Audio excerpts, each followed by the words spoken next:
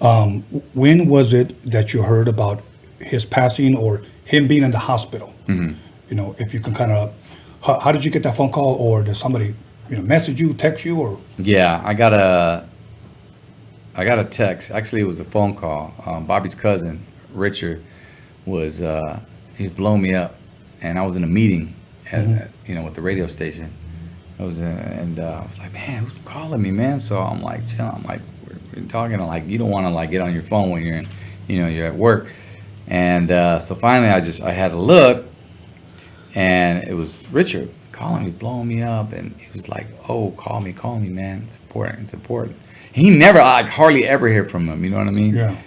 So for him to call me, it must have been real important. So I excused myself from the table, and I went over to the restroom. I got on the phone, and I said, "What's up, dude?" He goes, "Rob." He goes, "You sitting down right now, man?" I go, "Nah, man." I go, "I'm in the middle of a meeting. What's up, dude?" I go, "What's wrong? You all right? You good?" And he was like, "Hey, man, Rob." He goes, "Bobby passed away, man. Bobby passed away." And then I just remember, I was just silent. Like, I was just,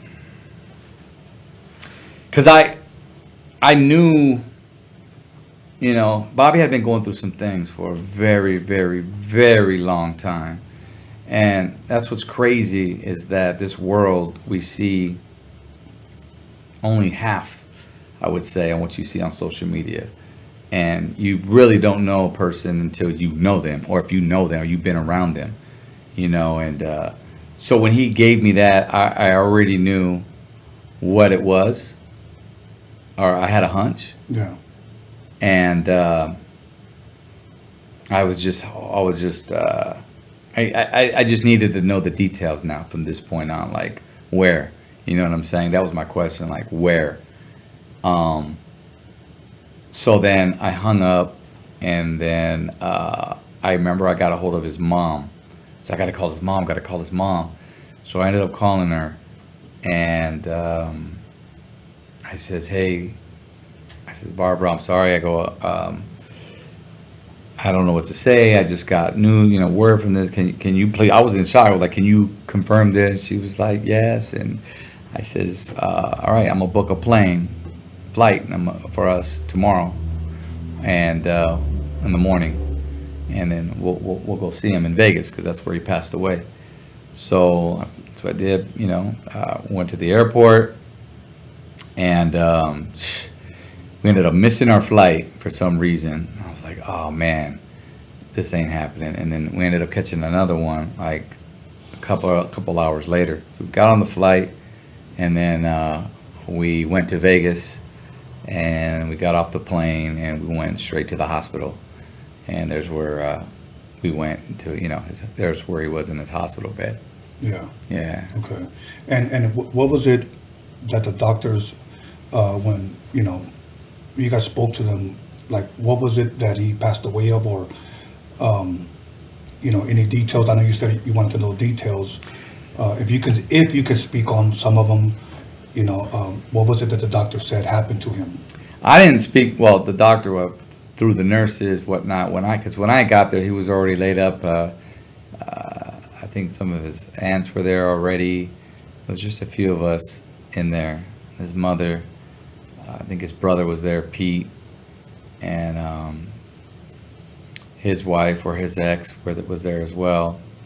And what they had said was he had been there already for like a good, I think like a good week. Yeah. So they basically, he was, because he didn't have any identification on him. Right. So he was basically a John Doe. They were tagging him as that when they found him. So yeah, so he was basically hooked up to a ventilator. Okay. Yeah.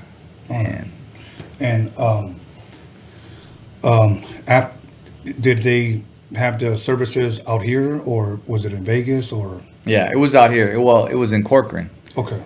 And that's where Corcoran, Hanford area. That's where Hanford. Yeah, Hanford. That's where Bobby was, born, and that's where he grew up, out that way. And so they ended up having the services there, and transferred, over there, and it was nice, man. I mean, for the most part. Yeah. Yeah. Was he out there living in Vegas at the time, or was he just out there visiting, or? We had did our last show in Fresno. Okay. And we did a show in Fresno, and it was a car show. And I remember he was going to drive down. He had his girlfriend with at the time. Okay. And their daughter. And we had talked about it. I told him, hey, man, after this, because I was always trying to get him to lift his spirits and get him to come by the crib, come hang with my family, you know what I mean? And always just be in a good environment. Right. You know what I'm saying? Yeah. So the agreement was, I'm gonna fly home, and then I guess he was gonna go take a trip to the beach. Okay. You know what I mean? And then he says, on my way back, he goes, we're supposed to go to Vegas. He goes, I'll stop by your house. Okay. Cool, man. We'll chop it up. You know what I mean? We'll watch the game. We'll barbecue. Just come by the pad. That way, you can meet my son and my daughter and my family. And so I never got that call. He ended up going straight to Vegas. And so I was like, typical Bobby. Like, he ain't gonna call. Like he's like hit or miss. You know what I mean? So I was like, whatever. He's with his family. He's good.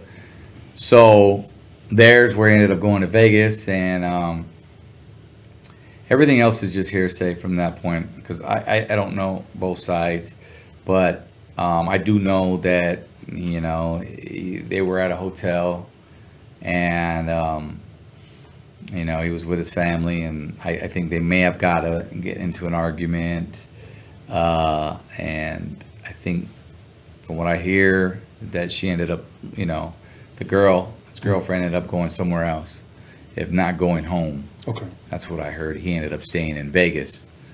And yeah, man, it just kind of, it was just, there's where it ended, man. Yeah. That's all I can say, man. I don't want to say too much. No, I understand. And first of all, I want to thank you for sharing that, because I think people had, we interviewed Shiro here, and I want to thank her for coming here. I've been wanting to get you here for the longest. I'm thankful you came here, and I think people wanted to hear your side of it, or at least what you heard, Right.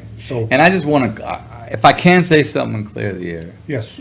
And I don't normally address the negative, because I focus on positive, and that's what we should focus on at all times. But, I will say this, and this will come out at a later time, hopefully sooner than later, you'll hear this story. But, I mean, the relationship we shared was a relationship like a marriage, okay? We've been through a lot. Very key, very important thing here is we were put together. Those groups that are put together, EPMD, put together. Sugar Hill. Assembled by somebody with a vision. So we kind of grew up in the same, neighborhood, or he was on the other side, whatnot, but we didn't grow up together. So we were bonded together. So we had to learn each other. You know what I mean? It wasn't like homies, like, hey, man, fool, come on, man, we're going to make it, out the hood, both of us, you and me, boom. It wasn't like that. So I wasn't there part of his upbringing. He wasn't there for mine. Right. Okay? So I do know that he did have some mental issues going on, or, just with his past. Yeah. Everybody does. You get older, you start thinking about the past. Some of us, we go there. Like we all got those trials, and we think back on our childhood. But I think it affected him the more and more he got older. Yeah. Okay. So we did great in the studio. We did great on stage. Our chemistry, like you said it earlier, dude, it was unreal. Like, boom. We could leave, not perform for a few years, 5 years, come right back on stage, and exactly what we did 10 years later, and pick up where we left off, just like homies do. You know what I'm saying? Yes. But I think people get the misconception that we were brothers. We were brothers to the sense to where, like, we made music together. Yeah. But we would do our music, and we'd come home, and we'd go our separate ways. And I'll just leave it at that. Right. You know what I'm saying? Because I'm getting, oh, that's your hermano, bro. You guys your best friend, or that's your diehard, and blah blah blah. And as far as, you know, now that he's gone, as far as continuing on with the legacy, Yes. which is his legacy as well, which is my job to promote his legacy, which I do all. If you follow us on social media, you'll see that. Yes. Okay. And trust me, like even to this day, like I'm dropping new music right now. You know what I mean? Yeah. I'm having a tough decision to go under as ODM. Not even lighter shade of brown, ODM, or as lighter shade of brown, because I'm one half.